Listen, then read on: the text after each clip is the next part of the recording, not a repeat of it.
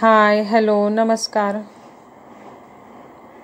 मी शीतल पाटील, जळगाव खानदेशमधून पुन्हा तुमचं सगळ्या मैत्रिणींचं एकदा स्वागत करते माझ्या कुलस्वामिनी व्लॉगमध्ये. आणि आज मी तुम्हाला इन्फॉर्मेशन देणार आहे की घरातली निगेटिव्ह एनर्जी कशी काढायची. आणि आता येणार आहे आषाढी अमावस्या, तर आपण निगेटिव्ह एनर्जी कशा पद्धतीने काढू शकतो, त्याचे वेगवेगळे उपाय आणि बेनिफिट असा मी आजचा व्लॉग बनवलेला आहे. आणि त्याच्यासाठी काय काय करावे, काय यूज करावे याची सगळी अगदी व्यवस्थित माहिती मी तुम्हाला देण्याचा प्रयत्न केलेला आहे. तरी जरी तुम्हाला माहिती आवडली, व्लॉग आवडला, तर लाईक आणि सबस्क्राईब नक्कीच कराल. आणि बघा, सगळ्यात महत्त्वाचा पॉईंट घरातली निगेटिव्ह एनर्जी काढण्यासाठी तर घराच्या फ्रंट डोअरसमोर सुशोभित अशी रांगोळी नक्कीच काढावी. रांगोळी काढल्याने खूप अगदी पॉझिटिव्ह वाटते, खूप सुंदरही वाटतं. जेवढी सुंदर रांगोळी तेवढी छान एनर्जी असते. सकाळी सकाळी अशी अंगणात रांगोळी नक्कीच काढावी. अंगणात जागा नसेल तर फ्रंट डोअरच्या समोर हळदीने सारवून अशी रांगोळी काढावी. बघा, मी काढलेली आहे कमळाचे फुलं असलेली महालक्ष्मी रांगोळी, अशा पद्धतीने की ज्याच्यात कमळ आहे आणि त्याच्यानंतर मी स्टार पण बनवलेला आहे. महालक्ष्मीचा वास असणारी अशी ही रांगोळी आहे. आणि ही सगळ्यात पहिली रेमेडी आहे आपली निगेटिव्हिटी घालवण्याची आणि घरातून निगेटिव्ह एनर्जी बाहेर काढण्याची. आणि त्यामागे शास्त्रीय कारण पण आहे. दारात रांगोळी काढल्याने सरपटणारे प्राणी सहजासहजी आपल्या घरात येत नाही का, तर त्यांच्या पाठीच्या भागाला किंवा अशा पोटाच्या भागाला रांगोळी चिपकते, म्हणून सरपटणारे प्राणी हे रांगोळीवर येत नाही. त्याच्यामुळे दारात रांगोळी काढण्याची प्रथा ही आपली पारंपरिक आहे. आणि अशी रांगोळी त्याच्यामागे सुंदरता पण असते. आणि एक शास्त्रीय कारण पण मी तुम्हाला सांगितले की दारात रांगोळी का काढावी.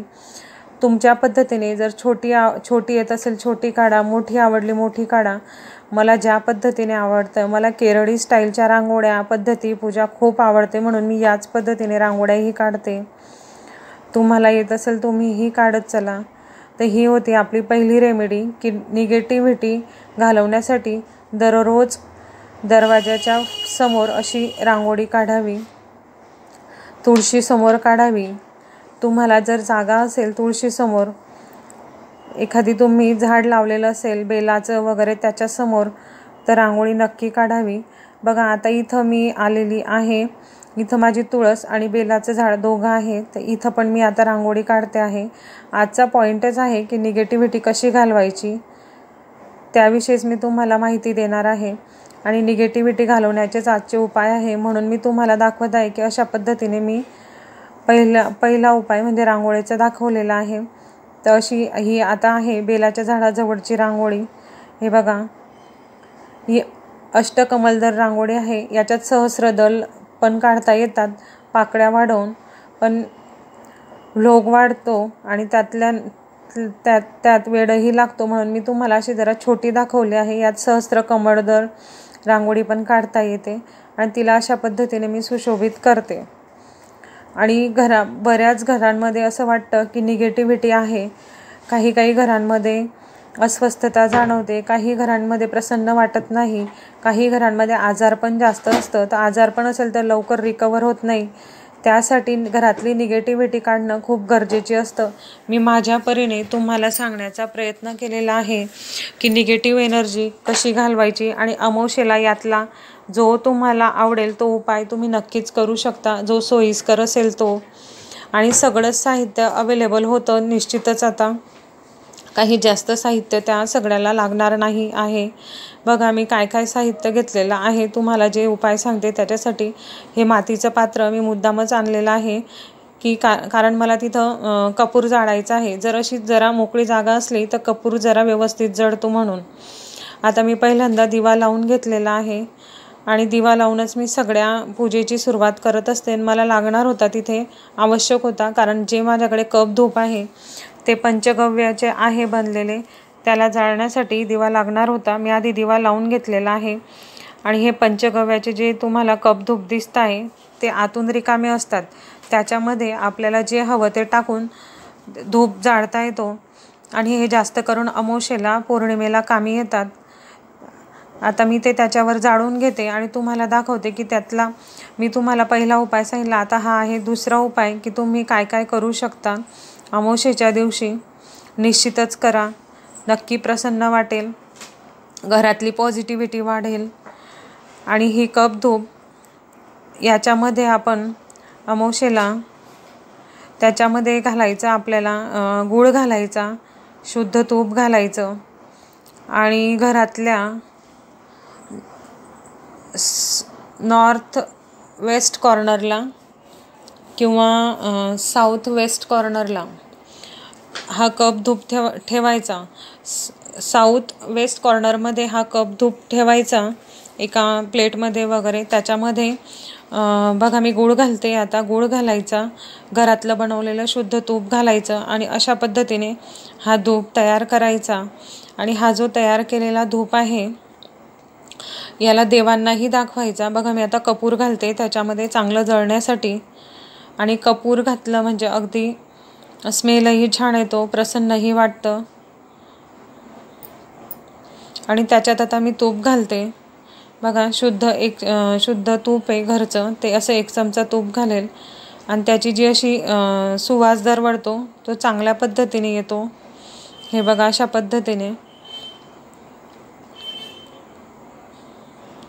पद्धतीने धूप जाळायचा आणि अमावस्या पौर्णिमेला देवांनाही याची धूप दाखवायची.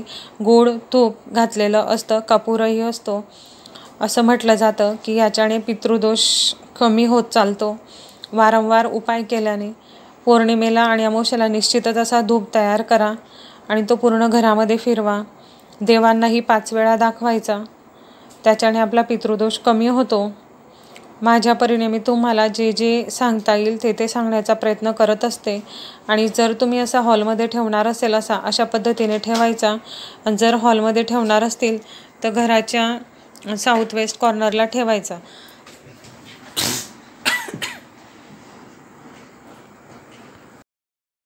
अशा पद्धतीने धूप रेडी झालेला आहे आणि तो तुम्ही सगळ्या देवांना दाखवून घरात पण दाखवायचा आणि घराच्या साऊथ वेस्ट कॉर्नरला ठेवायचा.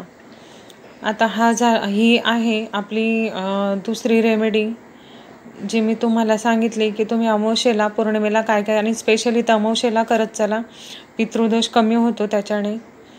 आणि पितृदोष कमी झाला तर बरेचसे प्रॉब्लेम आपोआप सॉल्व होतात. तुम्ही जास्त पूजा करा नका करू. आणि त्यातल्या त्यात जर पितृदोष तुमचा कमी झाला तर तुमच्या घरातले मंगल कार्य पण होत चालतात. आणि घरातले बरेचसे प्रॉब्लेम, पैशाच्या अडचणी या सॉल्व होत चालतात. म्हणून देवाच्या सेवेसोबत पितरांची सेवा फार महत्त्वाची असते. आता त्याच्यानंतर मी तुम्हाला पुढची रेमेडी दाखवणार आहे की तुम्ही काय काय करू शकता. मी बघा त्या एका पात्रामध्ये तेजपत्ता घेतला आहे, कापूर घेतलेला आहे आणि त्याचा पण मी उपाय तुम्हाला सांगणार आहे. तेजपत्ता आणि कापूर घेण्याचा हेतू असा की याच्याने लक्ष्मी प्रसन्न होत असते. बघा हा जो धूप आहे मी हा पूर्ण घरात दिलेला आहे, देवांना देते आहे. अशा पद्धतीने धूप द्यायचा अमावस्येला पौर्णिमेला. हे बघा तुम्हीही देत चला. आणि मी नंतर हे माझ्या घराच्या साऊथ वेस्ट कॉर्नरला ठेवेल, पुढच्या रूमला. अशा पद्धतीने हे बघा अशा पद्धतीने मी पूर्ण घरामध्ये धूप फिरवत आहे आणि तुम्हाला दाखवत आहे की धूप घरामध्ये कशा पद्धतीने फिरवायचा. आणि त्यानंतर आपल्या मेन डोअरला हा धूप असा मेन डोअरजवळ ठेवायचा. आणि जर मेन डोअरजवळ तुम्ही ठेवू शकत नाही किंवा तुम्ही जर अपार्टमेंट सिस्टीममध्ये राहत असाल तर तुम्ही घराच्या जो तुमचा साऊथ वेस्ट कॉर्नर असेल त्यामध्ये तो धूप ठेवायचा. आणि प्रत्येक अमावस्येला रेमेडी निश्चित करा, अवश्य करा.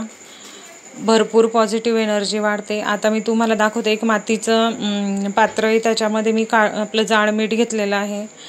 आणि जाड मीठ निगेटिव्ह एनर्जी काढण्यासाठी खूप आवश्यक असतं, महत्त्वाचं असतं. आणि त्याच्यामध्ये मी एक स्टीलची वाटी घेतली छोटी. आणि हा जो कप धूप आहे यालासुद्धा मी हळद कुंकू लावून मी असं सुशोभित केलेला आहे. तुम्ही अशा पद्धतीने, आणि हे कप धूप तुम्ही ऑनलाईन मागवू शकतात. पंचगव्य कप धूप असतात हे. आता त्यामध्ये जो आपण रेडीमेड तुपाचा दिवा मी तुम्हाला आधी सांगितलेला होता कसा करायचा, आधीच्या व्हिडिओमध्ये बघा, त्या पद्धतीने केलेला तो तुपाचा रेडीमेड दिवा मी त्यात ठेवलेला आहे. आणि आता त्या कप धुपामध्ये त्याला जाळायचा. ह्या दिव्याला जाड मिठावर दिवा लावण्याचा खरा हेतू म्हणजे घरातली अलक्ष्मी निघते, महालक्ष्मी प्रसन्न होते आणि निगेटिव्ह एनर्जी निघते, पॉझिटिव्हिटी वाढते, हा असतो. आणि हा दिवा जास्तीत जास्त शुक्रवारी करायचा. आता श्रावण महिन्याच्या शुक्रवारी वरदलक्ष्मीचे शुक्रवार असतात, तेव्हा निश्चित करा हा उपाय तुम्ही. आणि जास्तीत जास्त महालक्ष्मीची सेवा करा. आणि बघा, हे अशा पद्धतीने हे कप धूप आहे, हे मी यूज करत राहते. तुम्ही हे यूज करू शकता. हे रिकामे असतात, याच्यामध्ये आपल्याला जे टाकायचं आहे ते आपण टाकून ते धूप जाळू शकतात. आणि बघा, आता त्याची अशी हळद कुंकू अक्षदा वगैरे वाहायची, पूजा करायची महालक्ष्मीला. महालक्ष्मीचं आगमन हो, महालक्ष्मीला प्रसन्न करण्यासाठी तुम्हाला जो मंत्र येत असेल, आवड असेल, तो म्हणत चला.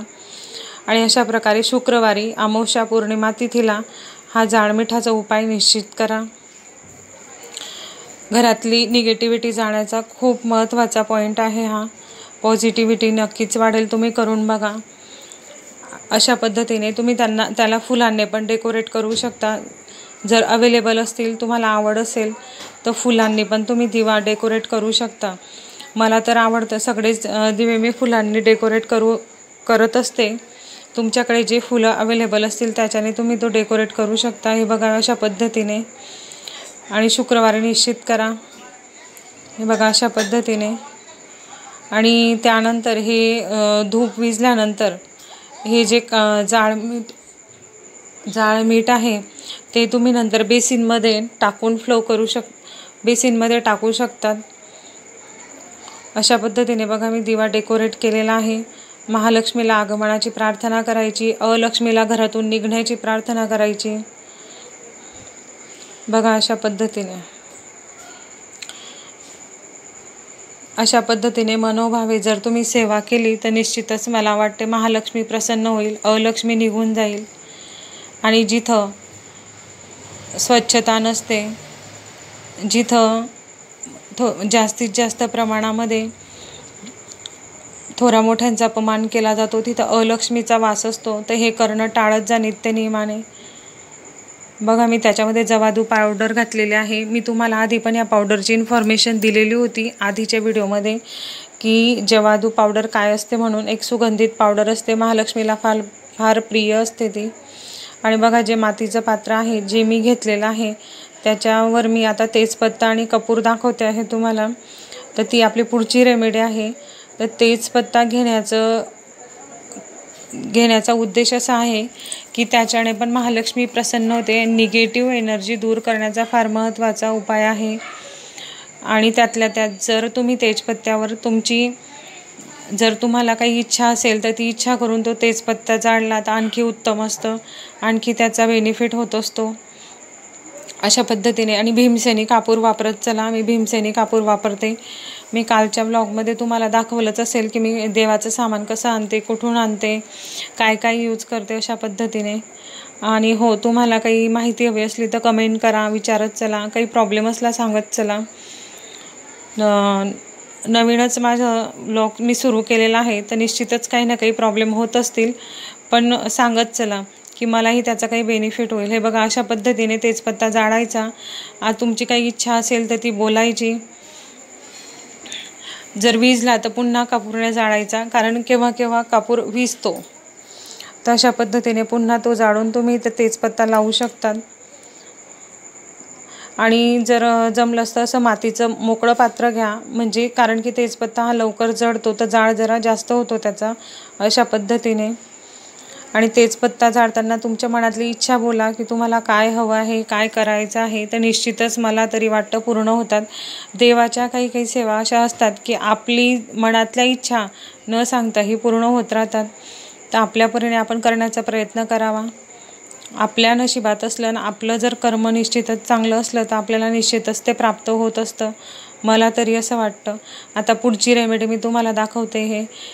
हे बघा 7 लवंग घ्यायचे आहे आणि निंबू असा अर्धा कापून त्या 7 लवंग अशा पूर्ण गोल त्या निंबूमध्ये टाकायच्या आणि फुलाचा भाग वर तर खाली देठाचा भाग खाली ठेवायचा. अशा पद्धतीने त्या 7 लवंग त्या निंबूमध्ये खोचायच्या आहेत. हे बघा. आणि ही तर सगळ्यात उत्तम सगळ्यात महत्त्वाची रेमेडी आहे निगेटिव्हिटी घरातून बाहेर काढण्याची. आणि हा असा निंबू धूप पात्रात ठेवायचा. हे बघा मी तुम्हाला पूर्ण क्लिअर दिसेल अशा पद्धतीने दाखवण्याचा प्रयत्न करत आहे. हे बघा. याला धूप पात्रात ठेवायचा. त्यावर भीमसेनी कापूर ठेवायचा. जरा जास्त प्रमाणात ठेवा कारण तो जळायला पाहिजे. अगदी पूर्ण लवंग जळतात त्यातल्या. आणि मेन डोअरला हा धूप पात्र ठेवायचा आणि त्यानंतर तिथे ते कापूर त्या लवंगवर कापूर ठेवून मग ते तिथं जाळायच्या.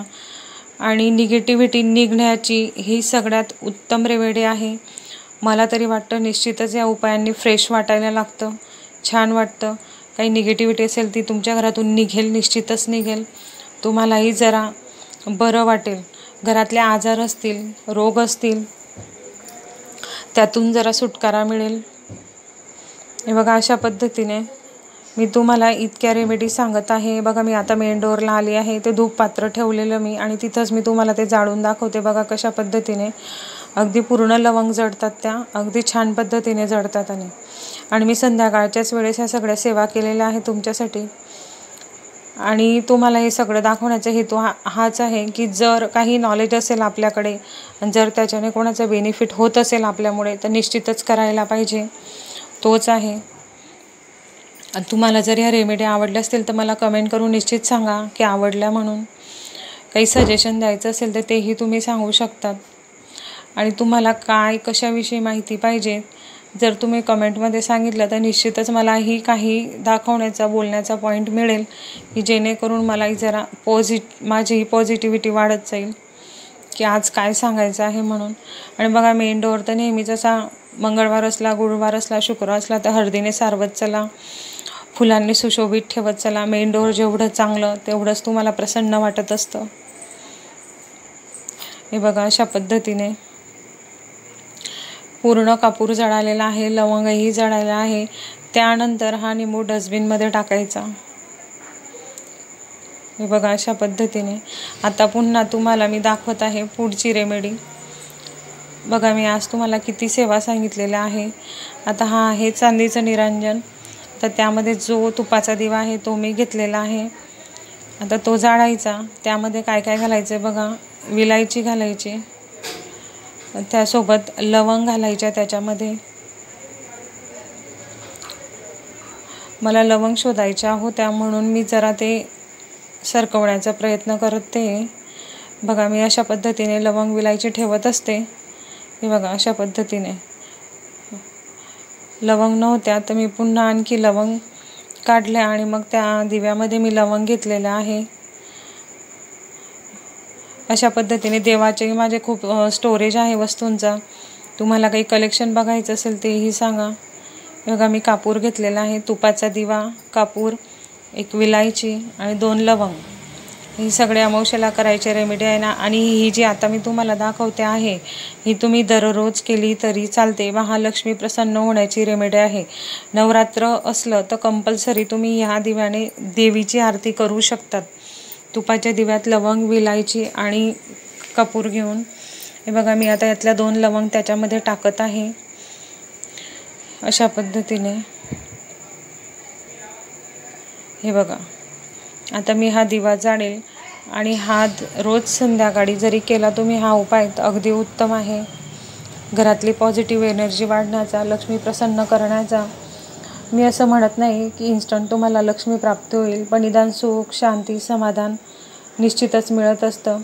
आत्मिक समाधान मिळतं. कुठेतरी घरात प्रवेश केल्यानंतर प्रसन्न वाटायला लागतं.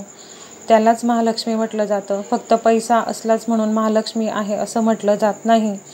तर आपल्या मनाचं समाधान, आपल्या परिवारामध्ये असलेलं प्रेम, मुलाबाळांविषयी असलेली आपली आसक्ती, यालासुद्धा महालक्ष्मी प्रसन्न आहे असं म्हटलं जातं.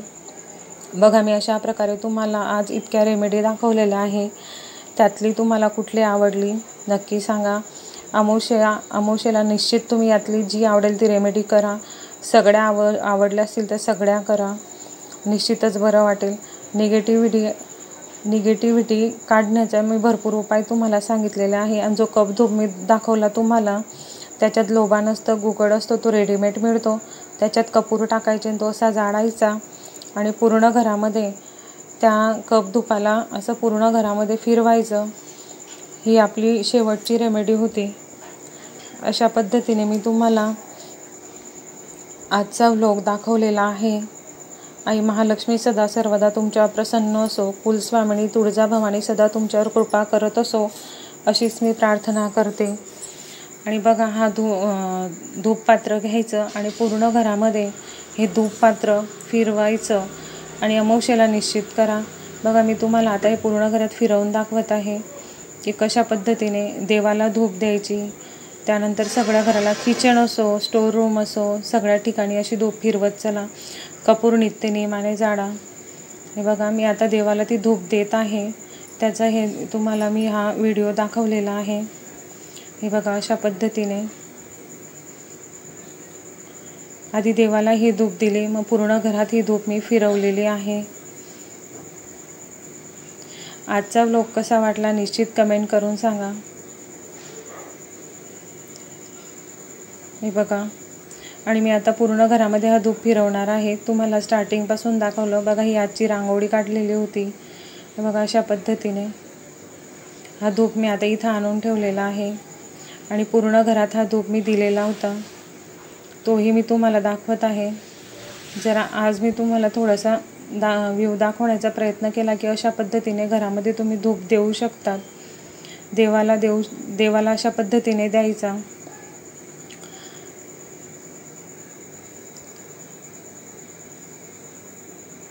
दरवाजाकडून बाहेर जाऊन पूर्ण घरामध्ये हा धूप फिरवायचा. घराच्या बाहेर फिरवायचा. मी घराच्या बाहेर म्हणजे